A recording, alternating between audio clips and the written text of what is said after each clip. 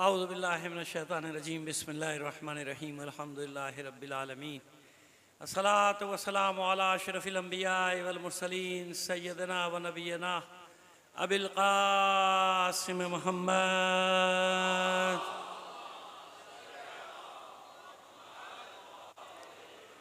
व आलिहि तय्यबीन अत्ताहिरीन अल मासूमीन व लानतुल्लाहि अला आदाइहिम मजमईन मिनल आन इला क़याम यौमिद्दीन अम्मा बाद फ़क़द क़ाल अल्लाहु तआला फ़ी किताबिहिल मुबीन व हुवा अस्दक़ुल क़ाइलीन व क़ौलुहुल हक़ बिस्मिल्लाहिर्रहमानिर्रहीम व यरफ़उ इब्राहीमुल क़वाइद मिनल बैति व इस्माईल रब्बना तक़ब्बल मिन्ना इन्नका अंतस समीउल अलीम रब्बना वजअलना मुस्लिमैन लक व मिन ज़ुर्रियतिना उम्मतन मुस्लिमतन लक वरिना मनासिकना व तुब अलैना इन्नका अंतत तव्वाबुर रहीम। सलवात भेजिए मोहम्मद आले मोहम्मद पर।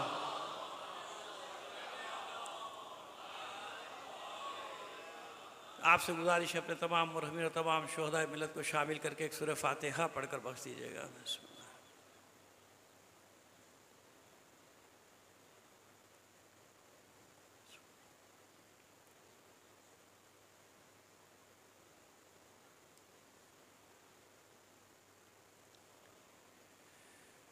सलवात इनायत फरमाइए मोहम्मद वाले मोहम्मद पर। इसे बेहतर अंदाज में बुलंद आवाज़ से एक सलवात भेज दीजिएगा।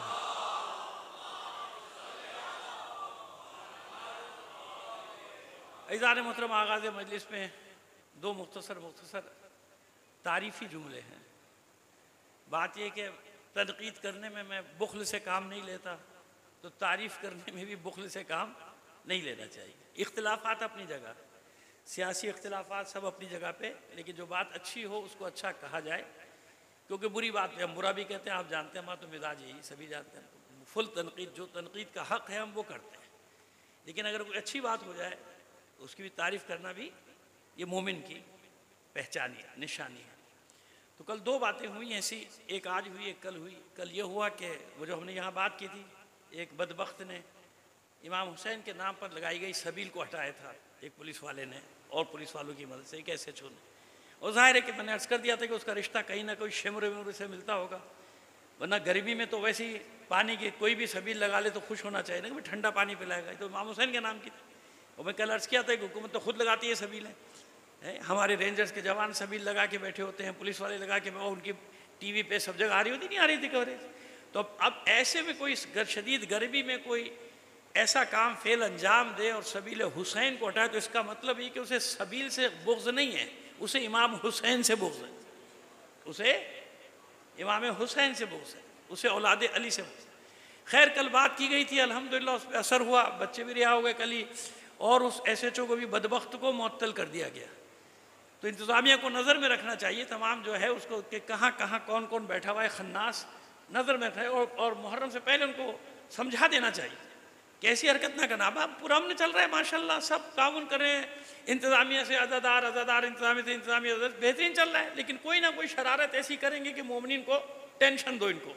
तो अल्हम्दुलिल्लाह बहरहाल शुक्रिया अदा करते हैं, भाई आपने सुनी बात, बच्चे भी रिहा हो गए और वो भी मुअत्तल हो गया।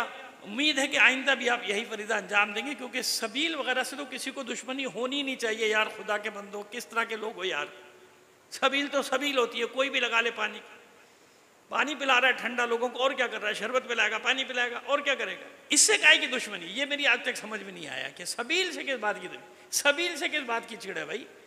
तो इसलिए बहरहाल शुक्रिया। दूसरी बात यह कि देखिए, सियासी इख्तिलाफ अपनी जगह, सब जानते हैं कि मैं कितना बड़ा मुखालिफ हूँ हुकूमत का भी और निज़ाम का भी, अल्हम्दुलिल्लाह कह रहा हूँ, यहाँ से डंके की चोट पे कह रहा हूँ। लेकिन इसी हुकूमत में कोई अच्छी बात कर दे तो फिर अच्छी बात है ना।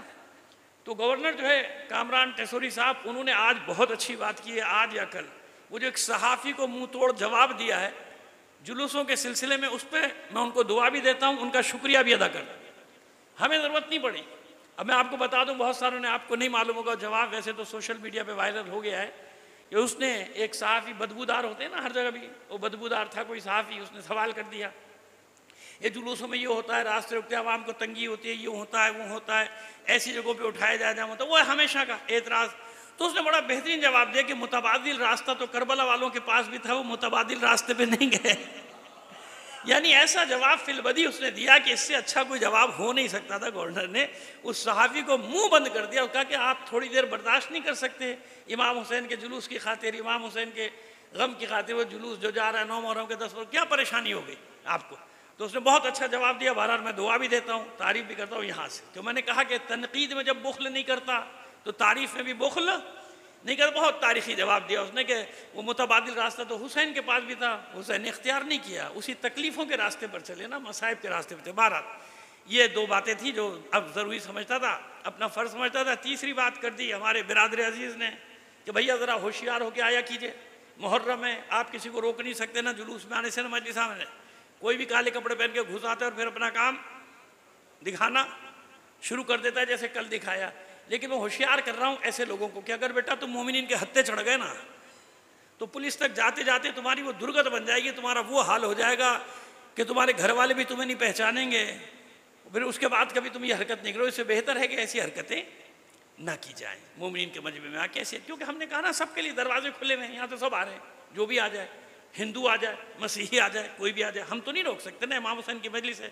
लेकिन आने वाला सोच क्या है, अगर किसी दिन मोमिनी के हत्थे चढ़ गया तो जब तक हम बचाएंगे ना, उस तक उसका काम हो चुका होगा। जैसे नज़र इब्ने कराना, इब्ने खुज़ैमा, इब्ने मुद्रिका, इब्ने इलियास, इब्ने मुज़िर, इब्ने नज़ार, इब्ने माद, इब्ने अदनान, इब्ने अदद तक, जनाब नज़र तक पहुँच गए थे। ठीक है, अब बात को आगे चलाएंगे बगैर तमहीद के, क्योंकि मैं देख रहा हूँ कि मेरे पास मैटर बहुत ज़्यादा है और मजालिस जो है वो उस हिसाब से कम है। लेकिन इंशाअल्लाह जहाँ तक पहुँचना है जनाब अब्दुल मुत्तलिब तक, वहाँ तक पहुँच जाएंगे, ज़िंदगी रही तो बेफिक्र रहिए आप।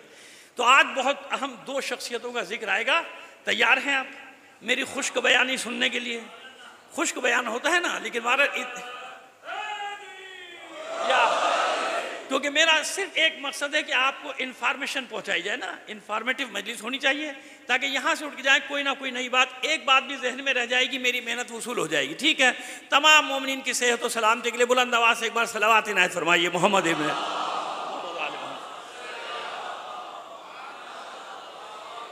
कल हमने ख़त्म किया था नज़र इब्ने कराना पे। हमने बता दिया था कि नज़र वो पहला फ़र्द है अजदाद पैगम्बर में जिनका लक़ब कुरैश पड़ा। ठीक है, आज एक और हस्ती का जिक्र आएगा जिसका लक़ब कुरैश पड़ा, फिर तीसरी हस्ती का जिक्र बाद में आएगा जिनका लक़ब कुरैश पड़ा इंशाअल्लाह।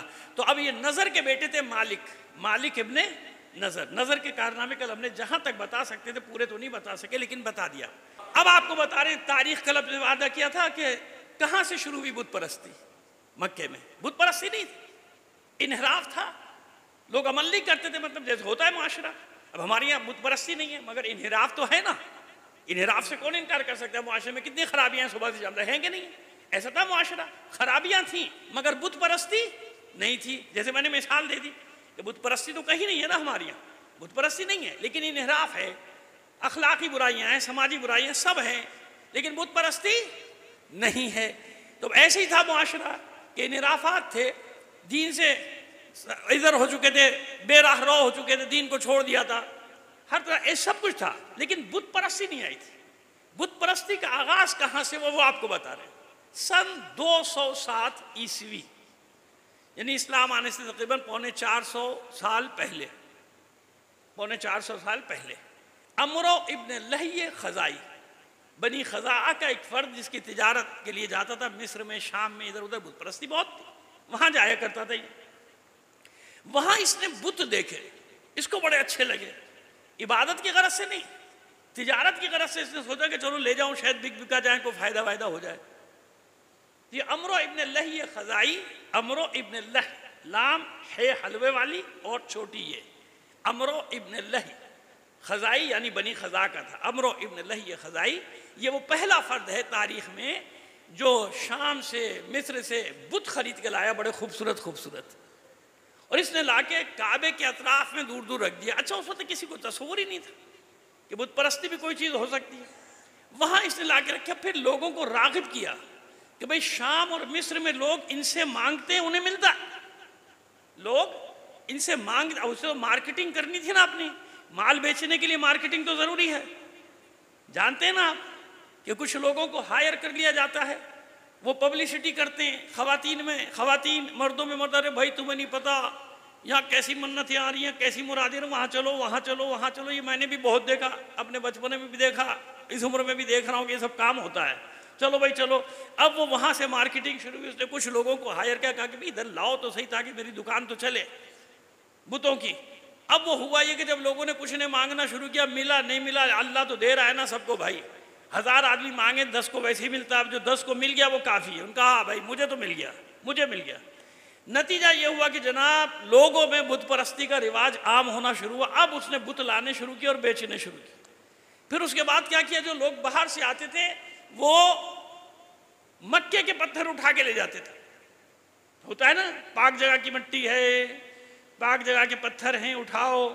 तो खाने काबा के अतराफ से पत्थर वत्थर उठाते थे, उस वक्त कच्चा था ना, फर्श तो था नहीं, और ले जाते थे घर छुपा के थैलों में, और वहां जाके फिर उसको मिला के बुत बनाते थे कि इसमें काबे की पत्थर, काबे का मिट्टी।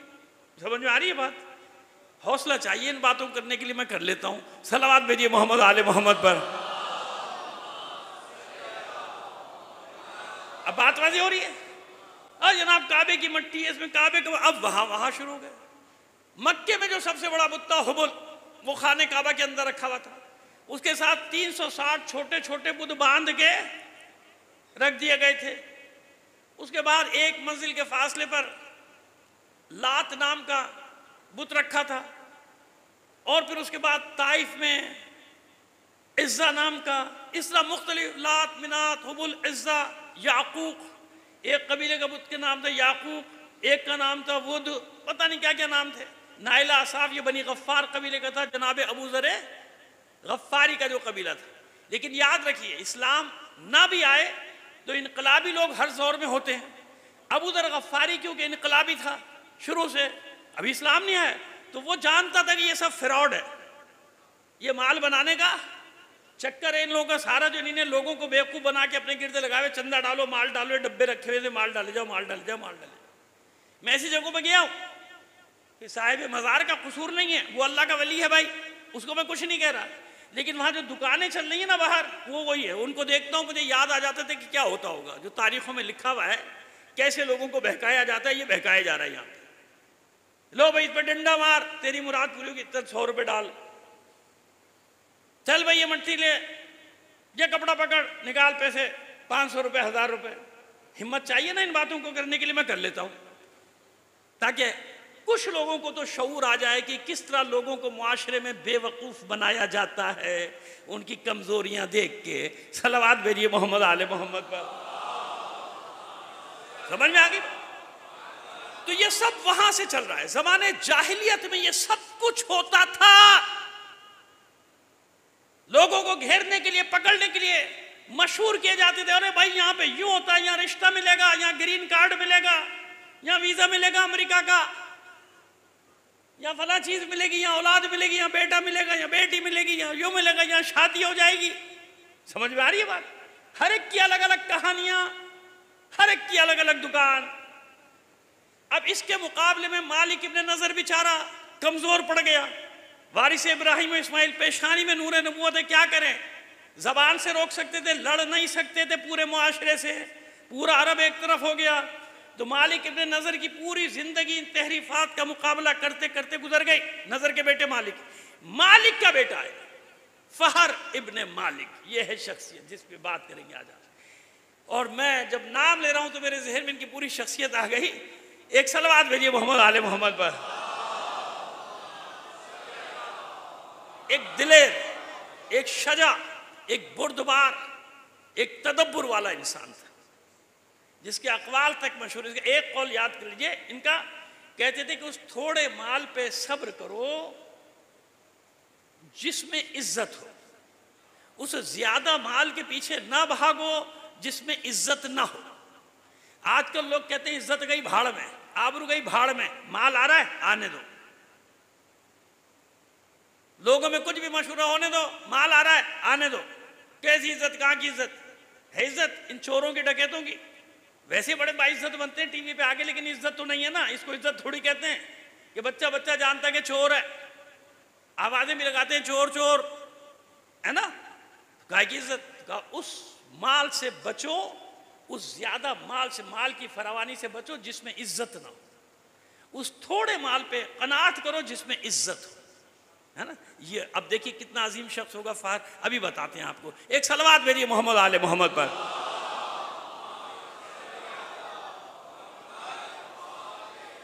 फहर इब्ने मालिक ये दूसरा फर्द है जिसका लक़ब पड़ा कुरैश। पहले थे नजर इब्ने कनाना, दूसरे फहर इब्ने मालिक। फहर क्यों पड़ा अभी बताते। ये फहर के दौर में ये हुआ कि फिर यमन का एक बादशाह था हसन नहीं माजरत, हसन इब्ने अब्द कलाल, यमन का बादशाह था, यानी अबरहा से भी पहले 250-300 साल पहले गुजरा। हसन इब्ने अब्द कलाल, इसको बहुत चिढ़ थी कि सारा अरब और दुनिया से भी लोग आते हैं और चले जाते हैं सब खाने काबा। अच्छा, खाने काबा में कोई मुस्तकिल हुकूमत तो नहीं थी ना मक्के में, आप जानते हैं सरदारी निज़ाम था। हुजूर के ज़माने एक सरदार, ये सरदार वो सरदार, अनारकी का सा सिस्टम था। अपने अपने कबीले में लोग थे, अपने बादशाह थे, तो हुकूमत तो कोई नहीं थी। तो उसने फिर मनसूबाबंदी की कि काबे पर हमला किया जाए और काबे को ढा के माज़अल्लाह इसके पत्थरों को उठा के लाऊंगा, वही जो अबरहा का मनसूबा था। और यमन में आके खाने काबा बनाऊंगा, फिर सारे लोग इधर आएंगे, मेरे मुल्क में आएंगे। हुमैरियों को, हुमैरी बहरहाल उनकी अलग दास्तान है तारीख में, हुमैरी और यमनी इन सबको साथ मिलाया और लश्कर लेके चला यमन से हिजाज पर हमला करने के लिए। जनाब फहर को खबर हो गई। वो जो दुकानदार थे वो थोड़ी लड़ते, जिनकी दुकानें चल रही थी काबे के नाम पे माल बना रहे थे, वो थोड़ी लड़ते, वो कभी भी नहीं लड़ते, वो मैदान में नहीं आते। वो भी आगे भी बता देंगे, जनाब अब्दुल मुत्तलिब के बाब में भी आपको बता देंगे, वो नहीं लड़ते, वो भाग जाते हैं। लेकिन उसके बावजूद जनाब फहर ने सारे कबाइल को जमा किया। देखो अल्लाह का घर है, इसका दिफा करना है, लड़ना है, भाग मत जाना, अल्लाह के घर को छोड़ के भागना जाना। खुलासा जमा किया, लोगों में खूब जोश। खतीब बहुत ज़बरदस्त थे, बेहतरीन खतीब थे, ऐसे जोशीली तकरीरें करते थे कि लोगों में हिम्मत हुई, आम आदमी में हिम्मत हुई। सरदार भाग गए, लोगों में हिम्मत हुई कि नहीं लड़ेंगे, फहर का साथ देंगे। और फिर फहर के अपने सारे बेटे साथ, सारे बेटे कि मेरे बेटे साथ हैं, मैं अकेला तुम्हें नहीं बुला रहा हूँ, मेरे बेटे भी साथ हैं, तो सब बेटे जंग में। अब जब उसने हमला किया तो तारीख की खूरेज तरीन जंगों में से एक जंग वो है जो जनाब फहर ने लड़ी है, मौजूद है तारीख। लेकिन हमारे यहाँ तारीख पढ़ाते नहीं, हमारे यहाँ तारीख कुछ और पढ़ाते हैं। हमारे यहाँ वो तारीख पढ़ाते हैं जो हर 2 साल के बाद बदल जाती है, हर 2 साल बाद बदल।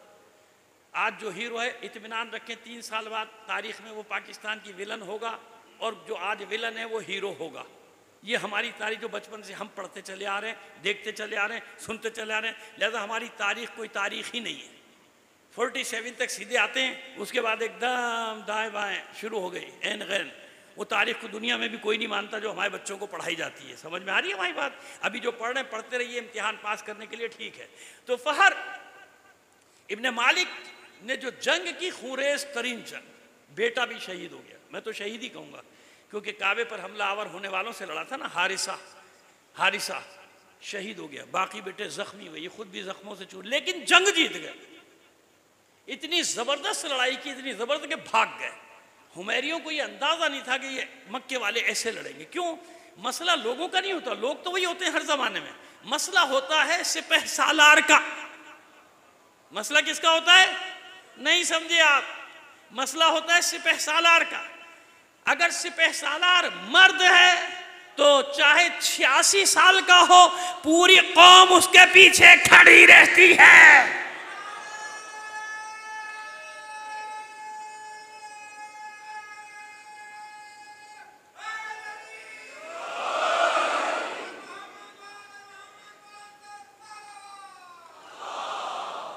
समझ में आई बात?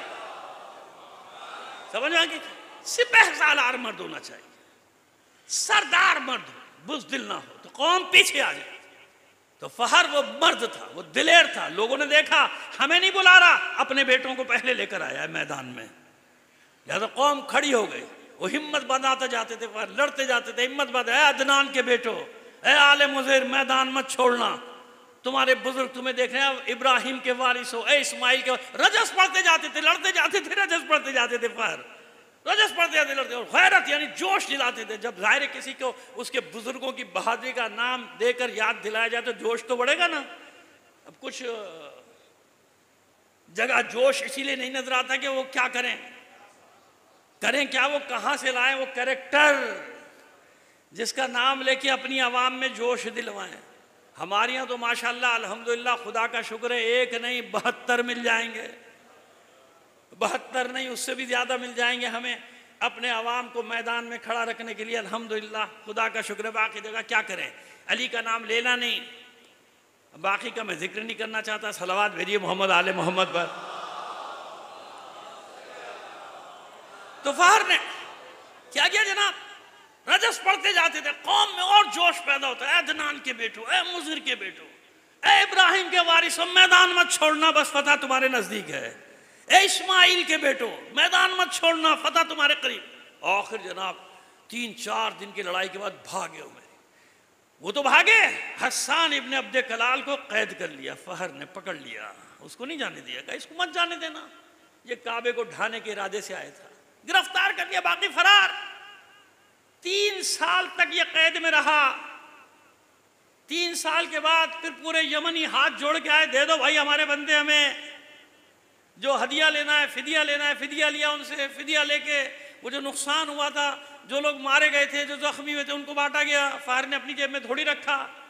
इमदाद बांटी जाती है, घर ले जाने के लिए नहीं होती। दुआ करो बारिश नहीं आए, आए तो बस छींटे पड़ के चली जाए। जितनी तेज बारिश होगी ना, बस समझ लो ऊपर वाले तस्बीह पढ़ोगे, वाह वाह सुभान अल्लाह, इमदाद आई, इमदाद आई, इमदाद आई। उसके बाद लोगों को तो धक्के दे दे के कहीं भगा देंगे इधर उधर, यहाँ जाओ वहाँ जाओ वहाँ जाओ, और माल सारा का सारा खुद हड़प कर जाएंगे। समझ में आ रही है बात? फहर ने ऐसा नहीं किया। फहर ने याद रखा था कि किन किन लोगों ने जाने दिए हैं, किन किन लोगों के घर बर्बाद हुए इस लड़ाई में। लिहाजा इतना फिदिया लिया, हिसाब किताब लगा के कि इन सब को दिया जाए। इसलिए पूरी कौम फहर के गिर्द जमा थी। अब क्योंकि पूरी कौम को जमा किया था, लिहाजा दादा वाला लक़ब मुंतकिल हो गया कुरैश। अब समझ में आ गया, क्योंकि पूरी कौम को जमा किया, लिहाजा वो दादा वाला लक़ब इनको मिल गया। क्या लक़ब मिल गया?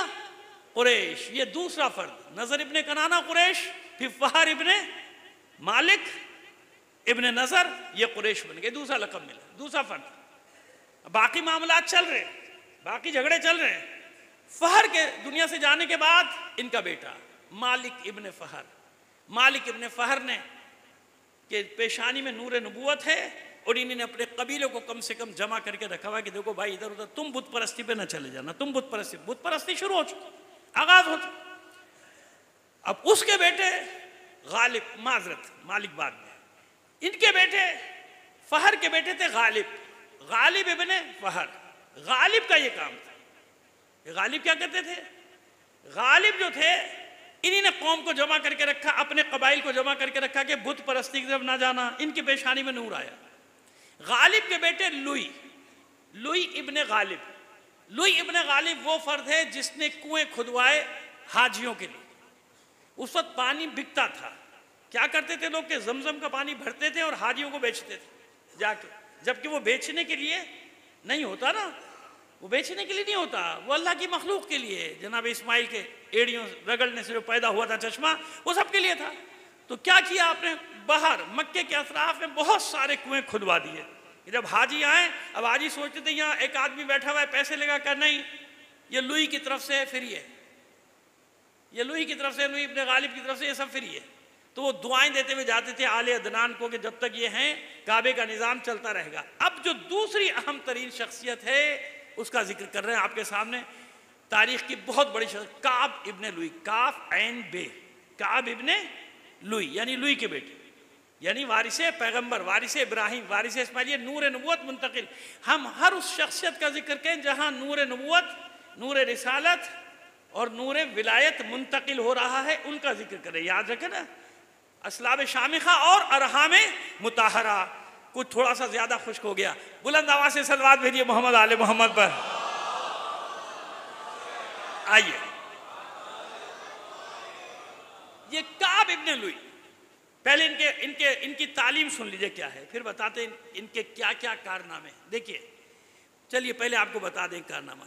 अरबों में तरीका था कि जब कोई बहुत बड़ा वाकया होता था तो वहां से वो साल का आगाज करते थे। किसका आगाज करते थे? साल का। जैसे बेसत हुई हुजूर की, तो बेसत का साल शुरू हुआ ना, बेसत 1, बेसत 2, बेसत 3, 13 साल तक। हिजरत हुई तो हिजरत का साल शुरू हुआ जो आज तक जारी है। बेसत से पहले कौन सा साल था, कोई बताएगा? हाँ माशाल्लाह, सलामत रहे, जज़ाकल्लाह। आमुल फील, यानी फील का वाक़या हुआ था ना, हाथी वालों ने हमला किया था, लिहाजा आमुल फील, फील का साल कितने साल तक चला? 40 साल। आमुल फील से पहले क्या था? अब ये मैंने इसलिए यहां से लेके चला बेसत से, हिजरत से, ताकि आपको आसानी से मेरे बच्चों को बात मेरी समझ में आ जाए। ये जो मैं कह रहा हूं कि साल का आगाज, इसका मतलब क्या है? जैसे जनाब ईसा अलैहिस्सलाम के बाद ईसवी साल का आगाज हुआ ना, आज कौन सा चल रहा है? 2025 ईस्वी, ऐसे साल का। आमुल फील से पहले था काब। काब यानी ये इतनी अजीम हस्ती थे कि इनके नाम से साल का आगाज हुआ, इनका इंतकाल हुआ तो काब साल। और 400 से 500 साल यानी हुजूर के जनाब अब्दुल मुत्तलिब के फील के वाक़े तक वो चलता रहा। काब 1, काब 2, काब 100, काब 100, 101। ये इतनी अजीम हस्ती, यानी दरमियान में फील के वाक़े से पहले इतनी बड़ी कोई शख्सियत नहीं आई, वरना उसके नाम से साल का आगाज होता ना। तो काब इतना बड़ा आदमी था, हुजूर के अजदाद में इतनी बड़ी शख्सियत थी कि इनके बाद से साल का आगाज हुआ। काब 1, काब 2। अब समझ में आ गया जो मैं कह रहा था? अब इतना बड़ा अजीम, अब आप लगा लिए कितना अजीम इंसान होगा कि जिसके इंतकाल के बाद से काब साल का आगाज हो गया। आइए और बताएं आपको इनके बारे में। जुमे का नाम जुमा नहीं था, इसका नाम था उरूबा। ऐन रे वाओ बे, ओ ताइतानीस, हा जिसको छोटी वैद बना देते हैं, उरूबा। ठीक है जनाब, उरूबा। उरूबा के दिन क्या करते थे? काब इब्न लुई पूरी कौम को जमा करते थे किसी भी मैदान में, किसी भी जगह, और जमा करने के बाद खुतबा देते थे उरूबा के। तो क्योंकि जमा होते थे सब, तो उसका नाम रखा खुद काब ने यौमुल जुमा। क्या नाम रखा? यौमुल। अब आप देख रहे हैं कि परवरदिगार आलम कैसे जमीन हमवार कर रहा है। देखिए एक बात तो तय है ना कि कुरान मजीद लोहे महफूज में महफूज है कि नहीं, वहां सूरह जुमा है कि नहीं है ना। अब दो में से एक ही बात है, या अल्लाह को इतना नाम पसंद आया कि वही सूरह जुमा, वही जुमा नाम रखा गया, या फिर जानते थे काब कि इस दिन का असल नाम जुमा है, लिहाजा उस दिन सब कौम को जमा करते थे, खुतबा देते थे। तो ये जुम्मे के खुतबे की सुन्नत कब की है? जनाबे काब के ज़माने की। अल्लाह के रसूल ने उसे जारी रखा और क़यामत तक जारी रहेगी। तालीम देते थे ना लोगों को, अखलाकी तालीम देते थे, खुतबा देते थे, सबको जमा करके बुराइयों के खिलाफ जिहाद करते थे। जनाब काब इब्न लुई, ये जनाब इस तरह से जुम्मे का नाम। और खुतबे में जो हम सब कहते हैं अम्मा बाद कहते हैं ना, ये अम्मा बाद का इजाफा भी जनाब काब इब्न लुई ने किया। अलहम्द करते थे, अलहम्द पढ़ते, उसके बाद अम्मा बाद, यानी जब उसके बाद मतलब का आगाज होता था, इसके बाद हमदो सना के बाद अब शुरू करता हूँ मतलब की बात। समझ में आ रही बात? तो इनके कारनामे हैं, किसके? जनाब काब इब्न लुई के कारनामे। कि नहीं ये सब चीजें पहले से जानते थे कि ये कुछ हो। एक सलवात भेजिए मोहम्मद अली, उनको मालूम था, मालूम था। जनाब काब जानते थे कि जुमा आएगा, तो उरूबा का नाम बदल के जुमा रख दिया। कहते थे यौमुल जुमा, मुनादी देते थे लोग, आ जाओ भाई काब खुतबा दे रहे हैं, काब खुतबा दे रहे हैं, आ जाओ काब खुतबा दे रहे हैं। खुतबे का आगाज सुन्नत की बुनियाद डाली। अब चंद कलमे सुन लीजिए आप, ताकि वहां तक पहुंच जाए जो मैंने बात का आगाज किया है कि सब रब्बना वजलना मुस्लिमैन लक व मिन ज़ुर्रियतिना उम्मतन मुस्लिमतन लक, ऐ पालने वाले हम दोनों को मुसलमान रखना और हमारी नस्ल में भी एक गिरोह को इस्लाम पर बाकी रखना। वजलना उम्मतन मुस्लिमतन लक व मिन ज़ुर्रियतिना उम्मतन मुस्लिमतन लक, मेरी ज़ुर्रियत में, मेरी नस्ल में एक गिरोह को इस्लाम पर बाकी रखना। आयात नंबर याद है जो मैं रोज़ पढ़ रहा हूँ, सूरह बकरा की 127 और 128, ताकि घर पे जाके देखना चाहेंगे और अच्छा हो जाएगा, याद हो जाएगा, उर्दू तर्जुमा तो याद हो जाएगा ना कम से कम। सूरह बकरा की 127 128 में आए थे जिन पे हम सारी बात करें, पूरी मजालिस पढ़ रहे हैं। अब आइए एक सलवात भेजिए मोहम्मद आले मोहम्मद पर। अब खुतबे का एक खुतबे का इक़्तिबास बस पेश करेंगे आपके सामने, आपको अंदाजा हो जाए कि काब इब्न लुई कौन है। एक दिन खुतबा दे रहे हैं और ये आखिरी बात जो इस खुतबे की आएगी, इसकी तकरार करते थे हमेशा। पहले अखलाकी तालीम देते थे। एक खुतबे का इक़्तिबास जो मौजूद है, तारीखों में मौजूद है, फरमाते हैं कि देखो सिले रहमी किया करो, कराबतदारी का ख्याल करो, यानी रिश्तेदारों का ख्याल किया। अगर अल्लाह तुम्हें नवाज दे तो गरीब रिश्तेदारों से मुंह ना मोड़ा करो। समझ में आ गई बात? यह है सिले रहमी, कि सिले रहमी किया करो, कराबतदारों का ख्याल किया करो, और जो नेकियां हैं उनमें सबकत किया करो। देखो, एक दूसरे के मुमिद व मुआविन रहा करो, गुरबा फुकरा की मसाकिन की मदद किया करो, लोगों पे जुल्म ना करो, झूठ ना बोलो, वादे को वफा करो। ये खुतबे का हिस्सा है, वादे को वफा करो और इस घर की अजमत को पहचानो।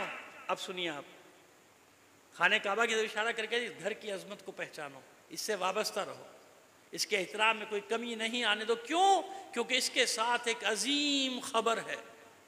इसके साथ एक अजीम खबर को अरबी में क्या कहते हैं? नबए अजीम। वो सूरह नबा है ना, नबए अजीम। जनाब अबू तालिब ने भी खुतबे में, खुतबे निकाह में यही पढ़ा था, नबए अजीम। इस बच्चे के साथ नबए, मेरे इस भतीजे के साथ नबए अजीम। तो कहा इस घर के साथ एक नबए अजीम है, और याद रखो खातिमुल अंबिया यहीं से मबूस होंगे। खबर देने, खबर तारीख में मौजूद, खातिमुल अंबिया यहीं पे मबूस होंगे। और ये वो खबर है जो मूसा ने भी दी है, ईसा ने भी दी है। अब अल्लाह के बंदो, कुछ तो खौफ करो खुदा का। जो खबर दे रहा है रसूल के आने की, उसी के ईमान में शक कर रहे हो कि अजदाद पैगंबर मुसलमान नहीं थे, अजदाद पैगंबर काफिर थे। बस मसला सिर्फ इतना सा है कि सारा झगड़ा है अली और अबू तालिब का। अपनी आखिरत लोग खराब किए दे रहे हैं, रसूल के अजदाद को काफिर करार दे के एक दुश्मनी में। क्यों? अगर ये मान लिया जाए कि रसूल के अजदाद मुसलमान थे, तो फिर अली के अजदाद भी तो वही हैं, अब्दुल मुत्तलिब तक तो वही है। उसके बाद आके दो हिस्से हुए ना, अब्दुल्ला और अबू तालिब। तो उससे पीछे तो मानना पड़ेगा ना कि ये भी वही है, जहाँ नूर नबूवत था वहीं नूर इमामत था। अली के अजदाद भी वही हैं, रसूल के अजदाद भी वही हैं। अभी बताते हैं आपको, एक सलवात भेजिए मोहम्मद आले मोहम्मद पर।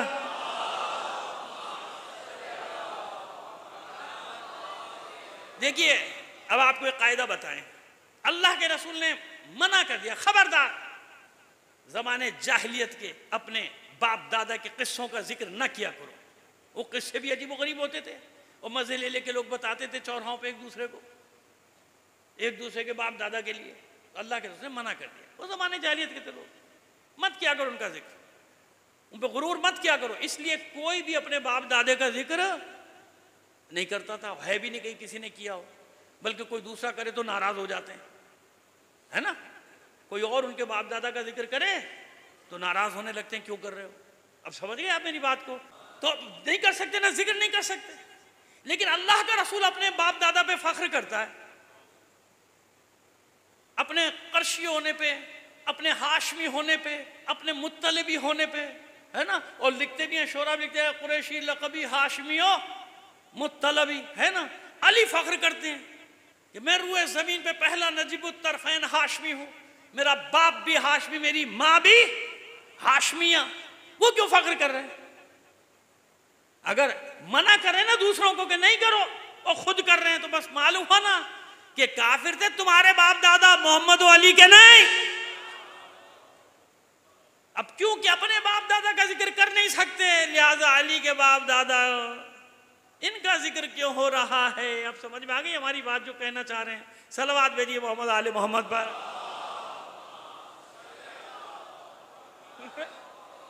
ये है वजह इख्तिलाफ, वजह बोस, वजह दुश्मनी, वो सारी की सारी ये है।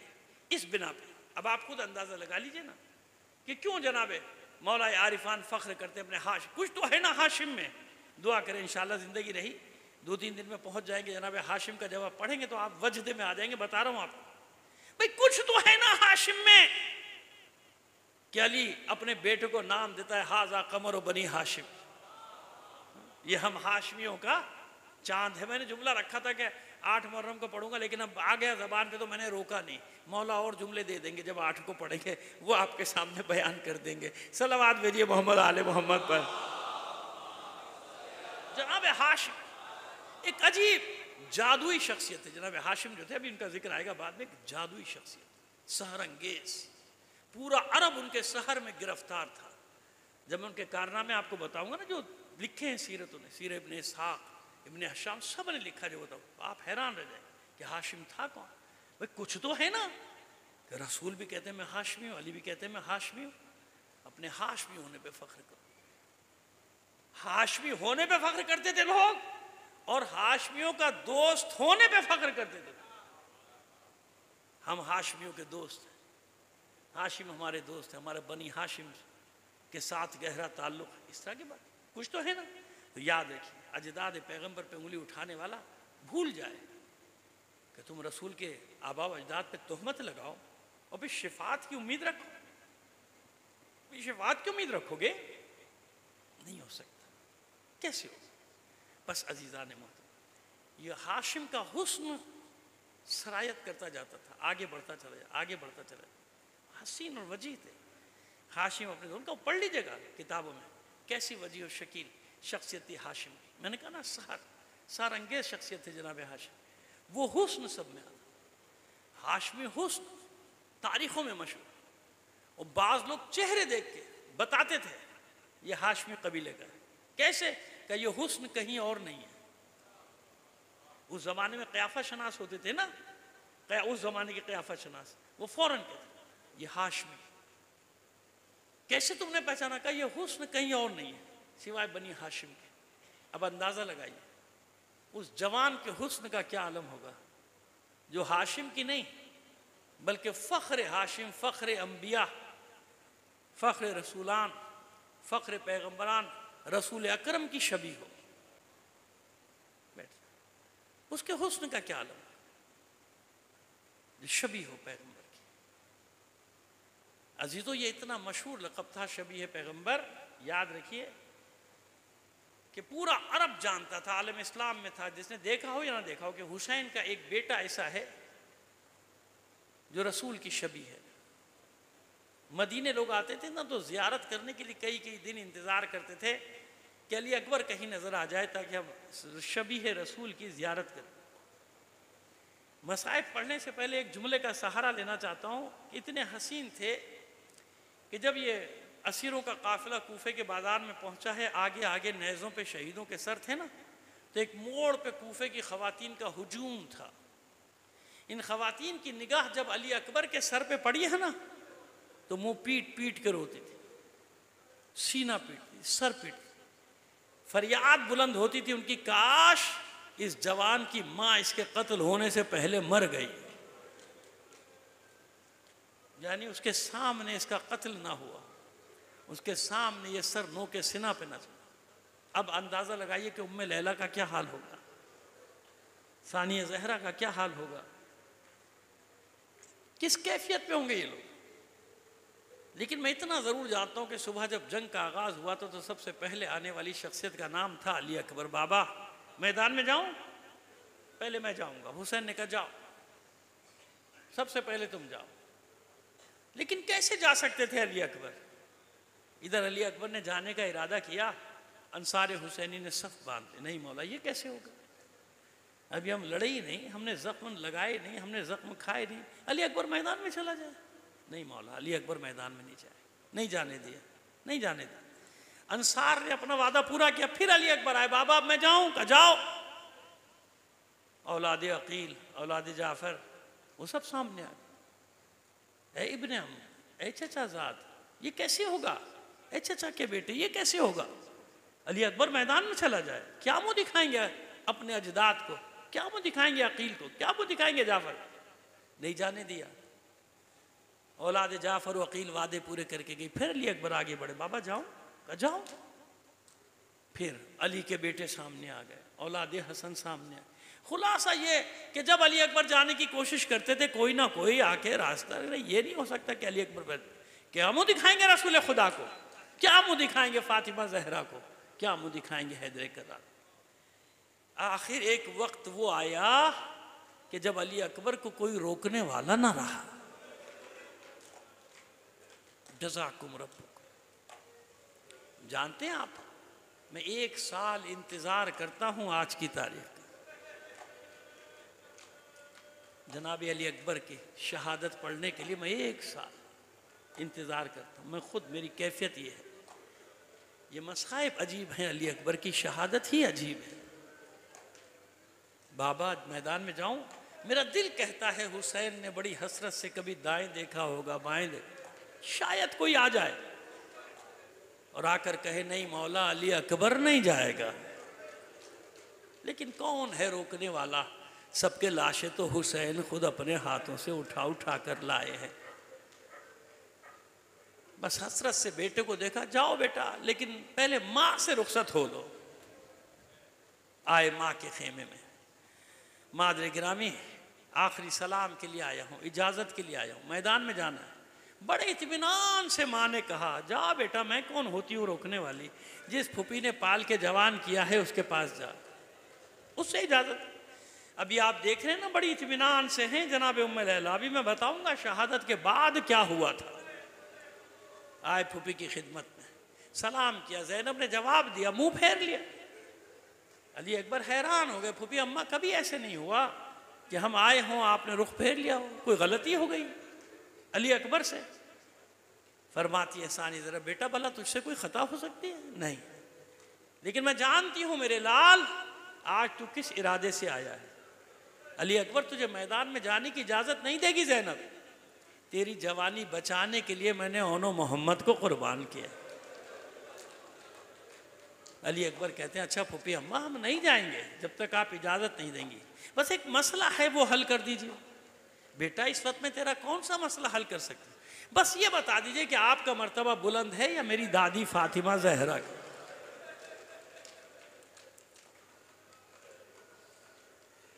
सानिया जहरा घबरा गई, बेटा ये तूने कैसा सवाल कर दिया, कहाँ वो शाफ़े महशर, कहाँ वो सैयद निसाए आलमीन, कहाँ में अदनासी कनीस।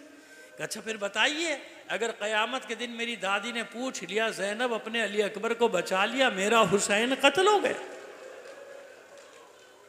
कोई जवाब ना रहा ज़ैनब के पास। आगे बढ़े, अली अकबर की पेशानी के बोसे लिए, मेरे बेटे अब मैं तुझे नहीं रोकूंगी, तूने मुझे लाजवाब कर दिया। इजाज़त तो मिल गई, लेकिन मक्तल ने एक ही बात लिखी कि बार बार खेमे का पर्दा उठता था गिरता था, उठता था गिरता था। 70 बार खेमे का पर्दा उठा है और गिरा है। हमीद बिन मुस्लिम कहता है कि जब मैं आगे गया अहवाल जानने के लिए तो क्या देखा, एक जवान राना दिन की रोशनी में भी जिसका चेहरा मिसले 14वीं के चांद दमक रहा है, वो निकलने की कोशिश करता है और बीबियाँ उसे वापस खींच लेती। अली अकबर की रुखसत कोई कम रुखसत नहीं है, कभी माँ वापस खींच लेती है, बेटा आखिरी बार इस रुखे ज़ेबा की ज़ियारत करने दे, कभी फूफी खींच लेती है, एक बार और सदक़े हो जाने दे फूफी, कभी कोई छोटी सी बच्ची दामन से लिपट जाती होगी, भैया ना जाओ ना जाओ, जो गया वापस नहीं आया। आखिर रुखसत हुए, अली अकबर खेमे से निकले, हुसैन बाग थामे खड़े, सवार कराया अली अकबर, जाओ बेटा खुदा हाफिज, थोड़ी देर में हम भी आ रहे। अली अकबर रन की तरफ रवाना हुए, एहसास हुआ कि पीछे पीछे कोई आ रहा है। अब जो पलटकर देखा तो क्या देखा, बूढ़ा बाप दोनों हाथों से कमर था।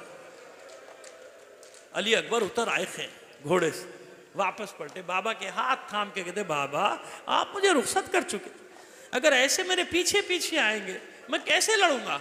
ये वो मौका है जब हुसैन ने अली अकबर को आगोश में लेके सीने से लगाया, भींच आंसू बह रहे, मेरे लाल अली अकबर कोई तेरा कोई तुझ जैसा बेटा होता और इस तरह मरने के लिए जा रहा होता तो तू मेरी कैफियत को समझ सकता। अच्छा मेरे लाल जा, जहां तक हो सके पलट पलट कर मुझे देखता जा। अज़ादारों सुनो, मंजर सुनो, जानते हैं आप हुसैन करबला के मैदान में कभी दाएं तरफ दौड़ रहे थे, कभी बाएं तरफ। जानते हो क्यों? अली अकबर जिस जिस तरफ हमला करते हुए जाते थे हुसैन उसी तरफ दौड़ते थे ताकि मेरा बेटा मेरी नजरों के सामने रहे।